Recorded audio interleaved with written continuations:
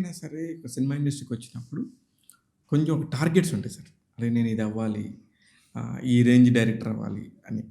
ఆ టైంలో మీ టైంలో ఎస్పెషల్లీ శంకర్ గారు వచ్చారు చెన్నై. ఆయన అసలు అద్భుతమైన విజయాలు సాధిస్తున్నారు. మీతో పాటే ప్యారలల్గా ఈవీవి గారు, శ్రీకృష్ణారెడ్డి గారు అద్భుతమైన విజయాలు సాధిస్తూ ఉన్నారు. మీరు అప్పటిదాకా గురువు గారి దగ్గరే ఉన్నారు, మీ కోట రామకృష్ణ గారు దగ్గరే ఉన్నారు. ఆయన కూడా అద్భుతమైన విజయాలు సాధించారు. కానీ మీకు ఎందుకు ఒక టార్గెట్ లేదు? అది ఆ టార్గెట్ అంటే నేను సంపాదించాలను అంటే మీరు సేఫ్గా ఉన్నారా? సేఫ్ జోనర్లో ఉన్నారా? అవును, అది చాలా పెద్ద సమస్య సార్ అందరికీ.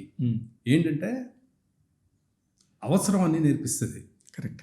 మీరు ఎప్పుడైతే కంఫర్ట్ జోన్లో ఉంటారో ఇవన్నీ చూస్తారు. ఏది ఎదుటి వ్యక్తుల్లో నెగిటివిటీ, లేకపోతే వాడు ఇలా అన్నాడు, వాడు ఇలా అన్నాడు, వీటితో మనం ఎలా ట్రావెల్ చేయగలం అని ఇవన్నీ వస్తాయి. ఎగ్జాక్ట్లీ నా పాయింట్ కూడా అదే. టార్గెట్ అనేది ఆకలి అండి సార్. ఆల్రెడీ కడుపు నిండినోడికి టార్గెట్ ఏ ఉంటుంది. టార్గెట్ ఉండాలండి, టార్గెట్ ఉండాలి. ఇప్పుడు అదే నేను చెప్తున్నాను కదా, నాకు ఆ ఓవర్ యాంబిషన్ అనేది లేకపోవడం తక్కువ. అంటే నేను మంచి సినిమా చేయాలి, బాగా చేయాలి అని సినిమా పిచ్ ఉంది, సినిమా ఇంట్రెస్ట్ ఉంది, నాకు ప్యాషన్ ఉంది, నాకు అన్నీ ఉన్నాయి కానీ నేను ఆ స్థాయికి వెళ్ళిపోవాలి, ఈ స్థాయికి వెళ్ళిపోవాలి అనేది నాకు ఎప్పుడూ లేదు. అది లేకపోవటం కూడా సినిమా ఇండస్ట్రీలో మైనస్ అని నేను అంటాను. 100% మైనస్. కరెక్ట్. ఏదైనా ఇక్కడని కాదండి, ఎక్కడైనా సరే ఒక టార్గెట్ అనేది లేకపోతే, ఒక లక్ష్యం అనేది లేకపోతే, ఈవెన్ మనం మనం వచ్చినట్టు చేస్తున్నాము, మనకి ఇష్టమైంది మనం చేస్తున్నాము, కంఫర్ట్ జోన్లో ఉన్నాము, మనం అనుకుంటే నెక్స్ట్ లెవెల్కి వెళ్ళరండి. మీతో పాటు వచ్చిన వాళ్ళందరూ, మీరు అలా చూసుకుంటూ వెళ్ళిన వాళ్ళందరూ మీ కళ్ళ ముందు అలా అలా అలా స్టెప్స్ ఎక్కేసి ఆకాశంలో ఉంటారు. ఉన్నప్పుడు అరే మన కళ్ళ ముందు వచ్చారే, మనం ఇలా చూస్తుండగానే ఇలా ఎదిగిపోయాడే అనే ఫీలింగ్ ఉంటుంది కదా. అది నాకు ఉండదండి. అది నాకు ఎందుకు ఉండదు అంటే బేసిక్ క్యారెక్టర్లోనే అది లేదు. అంటే ఇప్పుడు నేను బాగా చదవడం వల్ల లేకపోతే ఏంటో నేను సంతృప్తి పడడం అనే దానికి అలవాటు పడ్డాను. అది కూడా ఒక తప్పే. ఏది సినిమా ఇండస్ట్రీలో సంతృప్తి అనేది ఉండకూడదు. ఇప్పుడు నేను ఒకటే చెప్తున్నాను, నేను ఎందుకు ఎవరితోనూ పోల్చుకోను అంటే, వివేకానందుడు ఒకటి చెప్పాడు మీకు, ఇది ఎప్పుడో ఒక ఇంటర్వ్యూలో కూడా చెప్పాను, మళ్ళీ చెప్తున్నాను మీకు. ఇప్పుడు ఒక గోదావరి ఉంది, ఆ గోదావరిలో పొద్దున పూట అన్ని పడవలు ఒకేసారి బయలుదేరుతాయి, ఏదో చేపలు పడ్డానికో దీనికి బయలుదేరినాయి. ఒకటి ముందుకు వెళ్తుంది, ఒకటి వెనకెళ్తుంది, ఒకటి ఇంకా వెనకెళ్తుంది. పడవలన్నీ ఒకటే ఫార్ములా, తెరచాపలు అన్నిటికీ ఉన్నాయి, కింద నీరంతా ఒకటే, ఇచ్చే గాలి అంతా ఒకటే. కానీ ఒక పడవ ముందు ఎందుకు వెళ్తుందో, ఒక పడవ వెనక ఎందుకు వెళ్తుంది అంటే, ఆ గాలి వాలుకు తగ్గట్టుగా తెరచాప కట్టగలిగిన వాడు ముందెళ్తున్నాడు, సరిగ్గా తెరచాప గాలి వాలుకు కట్టినవాడు వెనకెళ్తున్నాడు. కరెక్ట్. సినిమా ఇండస్ట్రీ అని అంతే. తెరచాప అంటే ఆ తెరచాపని అనువుగా కట్టగలగటం, గాలికి అనువుగా కట్టగలగటం.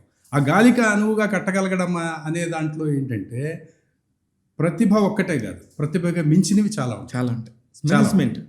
మేనేజ్మెంట్ కానీ, పిఆర్ కానీ, లేకపోతే దాన్ని వచ్చిన అవకాశాన్ని అందిపుచ్చుకోవడం కానీ, ఎగ్జాక్ట్లీ ఇవన్నీ గాలికి వాలుగా తెరచాప కట్టడం అనేది అంతే. అప్పుడు ముందెళ్తాం. అదే కోట రామకృష్ణ గారు సార్. అదే కోట రామకృష్ణ గారు అంటే ఎటువంటి సిచ్యువేషన్ లో కూడా ప్రొడ్యూసర్ ని పక్కనే కూర్చోబెట్టుకొని షాట్ తీసేవారంట. అసలు అది కాదండి, ఆయన టోటల్గా వేరే. అసలు ఒక పెద్ద గొడవ వచ్చిన హీరోతో కూడా ఆయన మళ్ళీ కొద్ది రోజుల్లో మళ్ళీ ఆయన సినిమా చేస్తారు. అది ఏంటంటే అది బేసిక్ నేచర్లో నుంచి కూడా వస్తుంది. ఇప్పుడు నేను మింగిలి అవ్వలేను అంటే ఆ పక్కకి వెళ్ళను అసలు, నేను అటువైపు ఎందుకులే మనకి. అది ఏంటంటే అండి, అది ఆ కంఫర్ట్ జోన్ కోరుకునే మనుషులకి అవి ఉంటాయి. అందుకనే వాళ్ళు టాప్ రేంజ్కి రాలేరు, అసలు రారని కూడా తెలుసు నాకు. అదేం సార్ అంత స్టేట్మెంట్? అది చెప్తున్నాను అంటే, ఇప్పుడు మీరు ఒకటి సార్, ఏదైనా ఎదిరించి నేను ఇది సాధించాలి అనే ఆ యాంబిషన్ బలంగా ఉన్నవాడు మాత్రం కొడతాడు సార్. 100% కరెక్ట్. కానీ అదొక ఫిలాసఫీ. నేను దాన్ని ప్రేమిస్తున్నాను కాబట్టి అది ఏదో ఒక రోజు నన్ను ప్రేమించక తప్పదు అనేది ఇంకో ఫిలాసఫీ. అంతే. కరెక్ట్. ప్రశాంతంగా ఇప్పుడు మీరు సినిమాని ప్రేమిస్తున్నారు, ఏ రకంగానో ఆ రకంగా మళ్ళీ మీరు అక్కడే ఉంటారు కాదండి. ఇప్పుడు నేను ఇండస్ట్రీకి వచ్చిన మా నాన్నగారు ఫ్రెండ్స్ ఎవరో చెప్తున్నారు. వాడిని అనవసరంగా పంపించారు. అక్కడ మహామహులు ఉంటారు, గొప్ప గొప్ప వాళ్ళు ఉంటారు. వీడు వెళ్ళి అక్కడ పీకేదేం లేదు, ఫుడ్కి లాటరీ కొడతాడు అని మా నాన్నగారు ఒక మాట అన్నారు ఆ రోజున. ఏమంటారు అంటే, లేదు నా పిల్లలు వాళ్ళ ఇష్టమైన పని చేయాలి, అంతే. అది దొంగతనం అయినా సరే. సూపర్. ఎందుకంటే లైఫ్లో మనం పని అనేది చాలా మన కాలాన్ని మనం వెచ్చించేటటువంటి ఒక ఇది. అది మనకి ఇష్టమైన పని చేయకపోతే మన లైఫ్లో చాలా కాలం దాన్ని వేస్ట్గా పోయినట్టే కదా. కరెక్ట్ అండి. అది నిజం. ఇప్పుడు అందులో నేను సూపర్ సక్సెస్ కదా.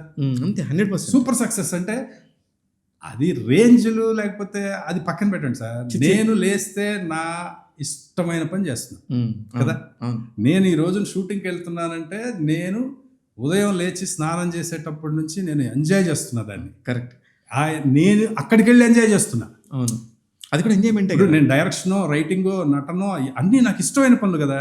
నేను అక్కడికి వెళ్ళిన తర్వాత కూడా నేను ఎంజాయ్ చేస్తున్నాను. నేను ఎంజాయ్ చేసిన దానికి నాకు డబ్బులు ఇస్తున్నారు. కరెక్ట్. మీరు ఎంజాయ్ చేస్తుంటే మీకు ప్రతిఫలం వస్తుంది. నేను ఎంజాయ్ చేస్తే అసలు నాకు డబ్బు ఇస్తున్నారండి. అంతే. నాకు ఆనందం వస్తుంది. దానికి తోడు నా కుటుంబాన్ని పోషించుకోవడానికి నాకు డబ్బు కూడా ఇస్తున్నారు. ఇంకా అది అంతకంటే అవును. పైగా నేను దీన్ని వచ్చినప్పుడు నేను ఏ రోజున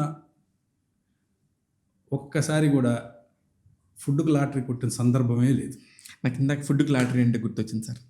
మీ కళ్ళ ముందు పాండీ బజార్లో ఎన్నో ఫుడ్కి లాటరీ కొట్టే బ్యాచ్లను చూసుంటారు. చూశానండి. అదే అందుకనే చెప్తున్నా. అదే అంత ఈజీగా రాదు అది. ఎందుకంటే మీరు విన్నయ్యో, మీరు కళ్ళ ముందు చూసినయో ఉంటే తప్ప చేయలేము, మాట్లాడలేమాట. అలాగా చూసిన వాళ్ళల్లో మీరు చూసిన, దగ్గరగా చూసిన వాళ్ళు అసలు మీరు నమ్ముతారో నమ్మరో, ఈ రోజున టాప్ డైరెక్టర్స్గా ఉన్నవాళ్ళు, టాప్ హీరోలుగా ఉన్నవాళ్ళు కూడా ఫుడ్కు లాటరీ కొట్టిన సందర్భాలు నాకు తెలుసు. నాకు తెలుసు, నేను చూశాను. అది అంటే అది వాళ్ళు ఎంత గొప్ప వాళ్ళ కింద నాకు అనిపిస్తారంటే, అంటే నిజమే వాళ్ళ అచీవ్మెంట్స్. అదే నా పాయింట్ కూడా అదే సార్. నా పాయింట్ నేను దేవిప్రసాద్ గారితో మాట్లాడతా ఆ పర్టికులర్ పాయింట్, మన కళ్ళ ముందే ఫుడ్కి లాటరీ కొట్టిన వాళ్ళు ఈ రోజున ఆకాశం మీద ఉన్నారు. సూపర్ అండి. అది నేను వాళ్ళు నాకు చాలా గొప్పగా కనిపిస్తారు. నేను చాలా మందికి ఇప్పుడు వాళ్ళు వచ్చేసి వాళ్ళ సినిమా తీసేద్దాం అనుకునే డైరెక్టర్స్కి, నిర్మాతలకి నాకు మీ దగ్గర నుంచి కొన్ని చెప్పించాలని ఉంది. అంటే ఎవరు ఊరికే రాలేదు, వాళ్ళ వెనకాల బండిల్స్ ఆఫ్ కష్టం ఉండింది. కొన్ని వందల గంటల శ్రమ, ఎన్నో నిద్రలేని రాత్రులు, ఆకలి మంటలు ఎన్ని ఉన్నాయో వాళ్ళ మధ్యలో. ఇవాళ వచ్చేసి వాళ్ళ సక్సెస్ని మాత్రమే మనం చూస్తాం కెమెరాల ముందుకు వచ్చి. కానీ ఆ రోజు వాళ్ళు పడ్డ కష్టాలు నేను ఖచ్చితంగా చెప్పిస్తాను సార్. అంటే మీరు పేర్లు చెప్పకపోవచ్చు, కానీ నేను కొంతమంది అసలు ఎస్వి కృష్ణారెడ్డి గారి టాపిక్ తీసుకున్నప్పుడైతే నాకు ఆయనతో నా కళ్ళ మండిలో వచ్చినాయి సార్ ఆయన చెప్తుంటే. ఎందుకంటే అదే ఇప్పుడు మా గురువుగారే ఉన్నారండి, కోటి రామకృష్ణ గారు.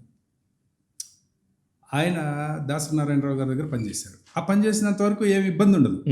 ఎప్పుడైతే మనం సోలోగా డైరెక్టర్ అవ్వాలనుకుంటామో ఇన్కమ్ ఉండదు. మనం ఆ ప్రయత్నాల్లో ఉన్నప్పుడు ఇన్కమ్ ఉండదు. అలాగే రాఘవ్ గారు ఆయనకి డైరెక్షన్ ఛాన్స్ ఇస్తానన్నప్పుడు మధ్యలో చాలా గ్యాప్ వచ్చింది. ఆ గ్యాప్లో ఆయనకి ఇన్కమ్ లేదు. ఇన్కమ్ లేకపోతే ఏం చేయాలి? డబ్బింగ్స్ చెప్పేవారట. తెలుసా మీకు? తెలుసు. డబ్బింగ్స్ చెప్తుంటే ఆయన ఒకటి చెప్పారు. ఓ రోజు పాండి బజార్లో నుంచి ఉంటే కేఎస్ రామారావు గారు ఎవరో వచ్చి రావయ్య డబ్బింగ్ చెప్దుగా అని తీసుకెళ్ళి ఎర్ర గులాబీలు సినిమాలో భాగ్యరాజా గారు ఒక క్యారెక్టర్ వేశారు. ఓకే. భారతీ రాజా గారి డైరెక్షన్, కమల్ హాసన్ హీరో. ఎర్ర గులాబీలు. ఓకే. ఎర్ర మందారం కాదు, ఎర్ర గులాబీలు. ఓకే. ఆ సినిమాలో ఆయన యాక్ట్ చేశారు. ఒక సర్వర్ క్యారెక్టర్ ఏదో యాక్ట్ చేశారు భాగ్యరాజా గారు. ఆ సినిమాకి అసిస్టెంట్ డైరెక్టర్ ప్లస్ యాక్ట్ చేశారు. ఓకే. ఆ క్యారెక్టర్కి తెలుగులో కోడి రామకృష్ణ గారి చేత డబ్బింగ్ చెప్పించారు. డబ్బింగ్ చెప్పించి అప్పుడు పారితోషికం 20 రూపాయలు. ఆ 20 రూపాయలు ఇస్తే ఆయన ఎంత గొప్పగా చెప్తారు తెలుసండి. అది ఆ రోజున ఆ 20 రూపాయలు నాకు ఎంత ఉపయోగపడిందంటే,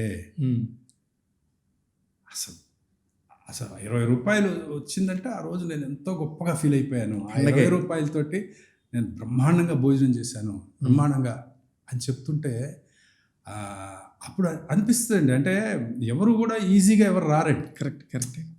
అందుకనే వాళ్ళకి అంత కసి. వాళ్ళు ఆ ఆకలిని కూడా చూశారు కాబట్టి కసి. అదే ఆకలిని చూసిన వాళ్ళకి ఇంకా చాలా తప్పన కూడా ఉంటుంది. 100% ఉంటుందండి, వాళ్ళకే ఉంటుంది.